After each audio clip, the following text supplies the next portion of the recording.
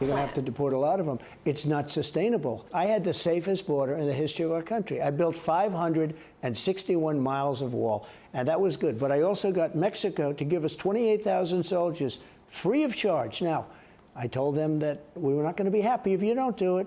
We're going to put tariffs on your cars and everything else that you sell us, which is a lot, if you don't do it. And they did it. They gave us 28,000 soldiers, and we had the best border we ever had. To this day, I had the best border we've ever had. Now we have the worst border probably in the history of the world. There was more of my exclusive interview with former President Trump here last weekend on his plan to deal with the 10 million people who have entered this country illegally on Joe Biden's watch. On Wednesday, the Senate torpedoed a bipartisan immigration bill written by Arizona Senator Kyrsten Sinema, Senate Majority Leader Chuck Schumer, and Oklahoma Republican Senator James Lankford.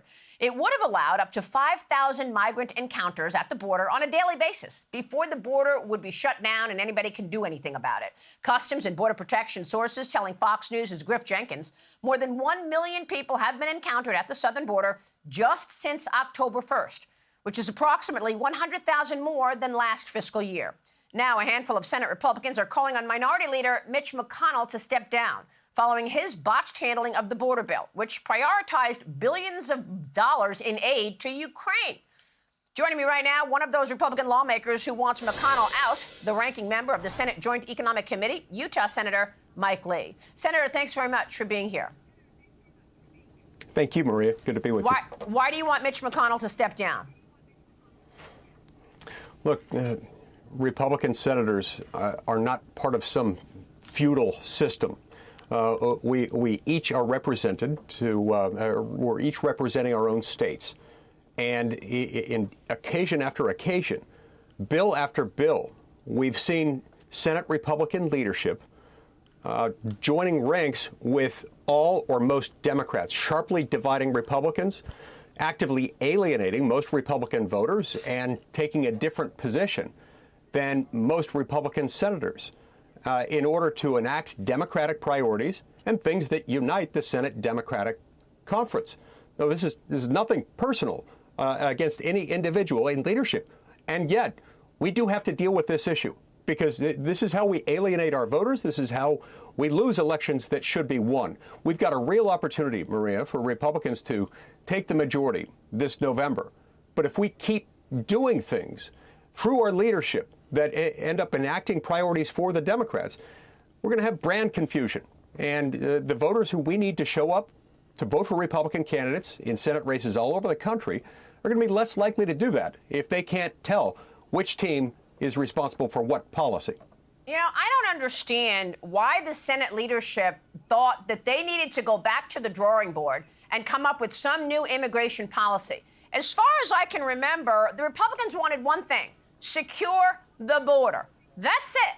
They didn't want a whole gargantuan immigration policy that starts from scratch, given that the House has already passed H.R. 2.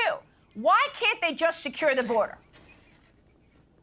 Yeah, that's exactly right. H.R. 2 would secure the border. The idea that we had that Republican senators joined up and made a commitment last fall.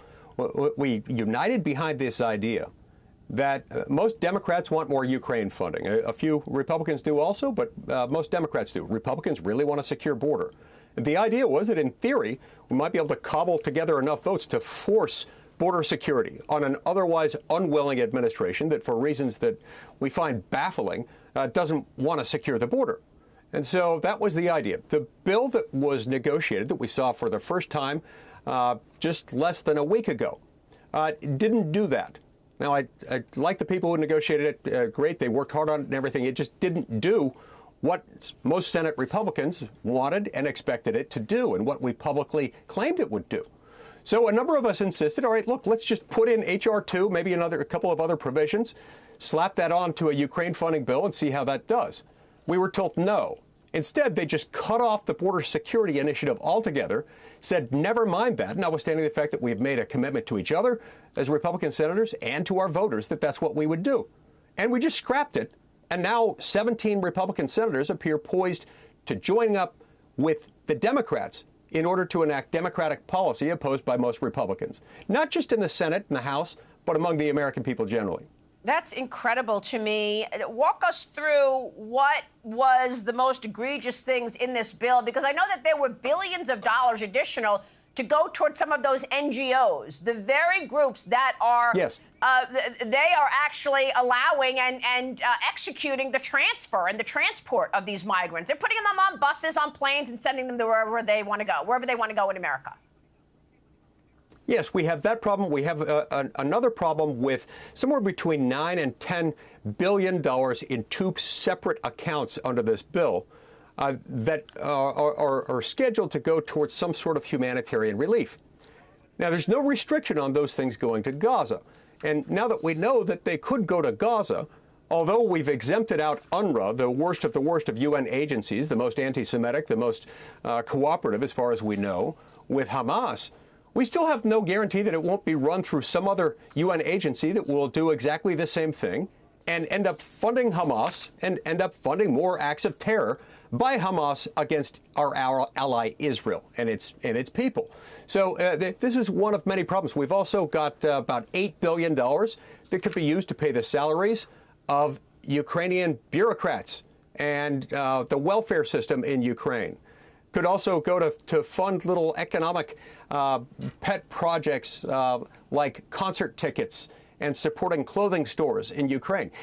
Look, even if you like the idea of military aid to Ukraine, this goes far afield from that. And yeah. Now, I spent all day on the Senate floor yesterday trying to call up amendments to fix some of these problems, to at least make this thing less bad than it is. Every single time, half dozen amendments offered. All I wanted was to get them pending so that we could eventually dispose of them, address them, vote on them, or otherwise deal with them. The Democrats objected every time. You know what their response was? Their explanation was, well, no, Republicans, you had your chance with this bill. You botched it because you rejected the border proposal, so we're not going to let you do anything. So in terms of Mitch McConnell and the leadership there, obviously they're not on your side. Is this a November election issue? Because there's wide speculation that Mitch McConnell will step down if President Trump wins the election. Or do you have the senators in place to push for McConnell's removal? I know Ted Cruz doubled down on McConnell's resignation, saying that the border bill gave every Democrat self-righteous cover. Who are the senators that you need to get together to actually make this happen? Well, look, there's going to be a real telling moment later today where we'll be voting on cloture on the bill. Cloture on the bill brings debate to a close on the bill itself. After that, we don't really have meaningful opportunity to amend it or change it. If the same 17 Republican senators, under the direction of Senate Republican leadership, continues to side with the Democrats and against Senate Republicans and against House Republicans and against Republicans all over the country, and in addition to a whole lot of non-Republicans throughout the country. I think this will be set up as an election issue that if we don't deal with now, we're going to lose elections. So we'll see what happens today. But in the meantime, I encourage all my Senate Republican colleagues to oppose cloture on this bill. They've shut us out and they're hurting Republicans. Senator, just extraordinary. Thank you, sir. Hi, everyone. I'm Brian Kilmeade. I want you to do me a favor. I want you to click to subscribe to the Fox News YouTube page. This is the only way that I know for sure that you're not going to miss any great commentary, any great news bites, any great interviews coming your way on Fox. You can get it all here on YouTube. So subscribe right now.